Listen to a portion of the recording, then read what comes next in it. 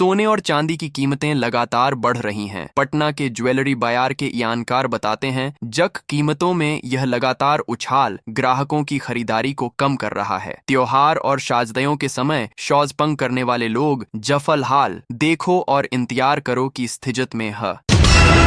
पटना में वोटर अधिकार यात्रा को लेकर सियासी घमासान तेज है। झारखंड में मंत्री इरफान अंसारी ने बदलाव के संकेत बताए, तो शिवसेना सांसद संजय राउत ने पीएम पर अपमानजनक टिप्पणी को बीजेपी की साजिश करार दिया। तेजस्वी यादव ने चुनाव आयोग की विश्वसनीयता पर सवाल उठाते हुए जनता के समर्थन का दावा किया।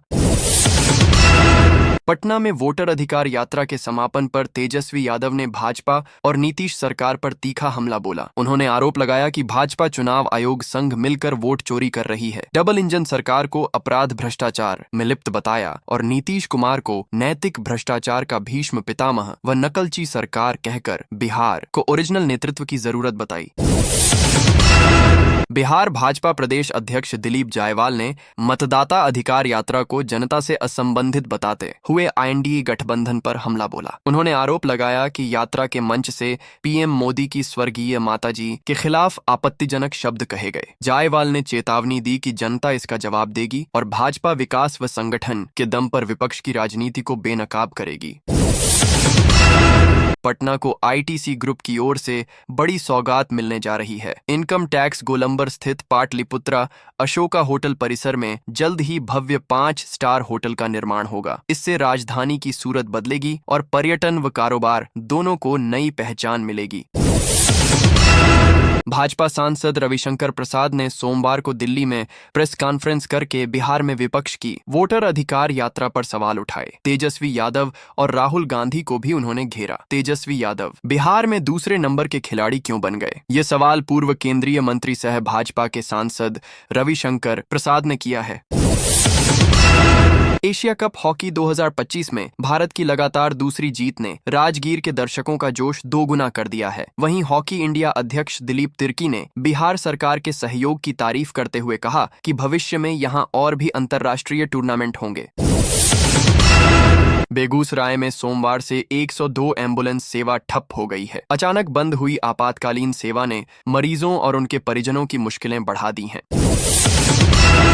पूर्णिया से निर्दलीय सांसद पप्पू यादव ने मतदाता अधिकार यात्रा को जनता की आवाज और बदलाव की शुरुआत बताया। उन्होंने कहा कि जब तक राहुल गांधी हैं, संविधान और लोकतंत्र सुरक्षित हैं। यादव ने दावा किया कि बिहार के युवा और गरीब राहुल गांधी के साथ खड़े हैं और यह आंदोलन आने वाले समय में राष्ट्रीय राजनीति में बड़ी भूमिका निभाएगा।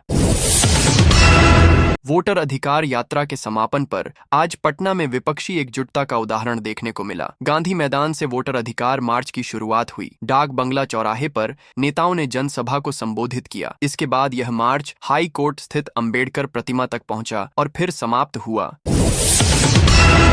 कांग्रेस अध्यक्ष मल्लिकार्जुन खड़गे ने पटना में वोटर अधिकार यात्रा के दौरान जनसभा में कहा कि डबल इंजन की सरकार 6 महीने के बाद नहीं आएगी, नई सरकार आएगी। पटना में वोटर अधिकार यात्रा के समापन पर राहुल गांधी ने प्रधानमंत्री मोदी और भाजपा पर लोकतंत्र कुचलने का आरोप लगाते हुए नया नारा वोट चोर गद्दी छोड़ दिया। उन्होंने जनता से लड़ाई में साथ देने की अपील की। तेजस्वी यादव ने इसे ऐतिहासिक आंदोलन बताते हुए कहा कि जनता अब बेईमानों को सत्ता से बेदखल करेगी। बिहार की मतदाता सूची में चौंकाने वाला मामला सामने आया है। नरकटियागंज और सिकटा क्षेत्रों में 43 नेपाली नागरिकों के नाम दर्ज पाए गए हैं। प्रशासन ने सभी को नोटिस जारी कर भारतीय नागरिकता का प्रमाण देने का निर्देश दिया है। जांच तेजी से जारी है। बिहार के जेलों में बंद कैदी लोगों के बीच मिसाल पेश कर रहे हैं। कहीं कैदी मैट्रिक की परीक्षा तो कहीं साक्षरता परीक्षा पास कर रहे हैं। सासाराम में जेल में बंद 3 बंदियों ने मैट्रिक की परीक्षा पास की, तो वहीं बेऊर जेल में बंद 964 कैदी साक्षरता परीक्षा पास किए। पटना में इंडिया गठबंधन की मतदाता अधिकार यात्रा का समापन हुआ। राहुल गांधी और तेजस्वी यादव ने भाजपा व चुनाव आयोग पर वोट चोरी का आरोप लगाया। राहुल ने कहा कि वोट चोरी का मतलब अधिकार, आरक्षण और रोजगार की चोरी है। उन्होंने युवाओं से लोकतंत्र बचाने का आह्वान किया और भरोसा जताया कि जनता 2025 में भाजपा को जवाब देगी। बिहार में आज वोटर अधिकार यात्रा का अंतिम दिन है। पटना में यात्रा को लेकर कई बड़े दिग्गज जुटे। झारखंड के सीएम हेमंत सोरेन ने मंच से कहा कि अगर वे जेल में नहीं होते तो एनडीए का खाता भी खुलने नहीं देते। इसके अलावा बड़ा आरोप भी लगाया।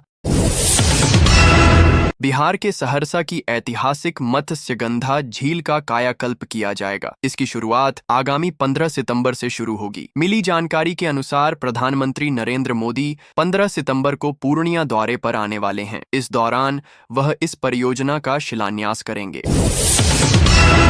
त्योहारी सीजन में यात्रियों की बढ़ती भीड़ को नियंत्रित करने के लिए रेलवे बिहार के बरौनी जंक्शन से राजस्थान के सांगरिया तक स्पेशल ट्रेन चलाएगी। Train number 05211 Barauni sangria special 20 सितंबर से शुरू होकर 28 दिसंबर तक हर शनिवार को चलेगी।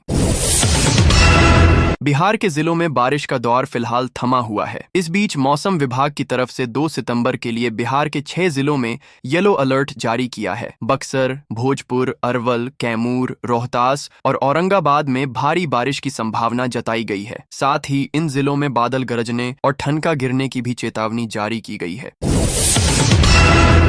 सीनियर आईएएस ऑफिसर प्रत्यय अमृत ने सोमवार को बिहार के नए मुख्य सचिव के रूप में पदभार ग्रहण कर लिया है। निवर्तमान मुख्य सचिव अमृतलाल मीणा ने उन्हें पद की जिम्मेदारी सौंपी है। इस मौके पर आयोजित समारोह में दोनों अधिकारियों के परिवार के लोग और बिहार सरकार के कई शीर्ष अधिकारी मौजूद रहे। पदभार ग्रहण करने के बाद प्रत्यय अमृत मुख्यमंत्री नीतीश कुमार से मुलाकात करने सीएम हाउस भी पहुंचे।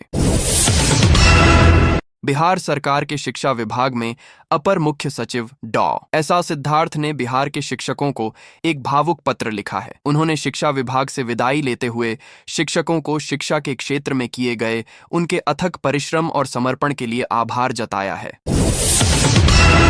झारखंड के मुख्यमंत्री हेमंत सोरेन सोमवार को बिहार की राजधानी पटना में थे। एक राजनीतिक कार्यक्रम में भाग लेने के अलावा उन्होंने बिहार के पूर्व मुख्यमंत्री और राजद के सर्वोच्च नेता लालू प्रसाद यादव, बिहार की पूर्व मुख्यमंत्री राबड़ी देवी एवं उनके परिजनों से मुलाकात की। हेमंत सोरेन ने लालू प्रसाद की तारीफ करते हुए उन्हें संघर्ष और न्याय की राजनीति का प्रतीक बताया।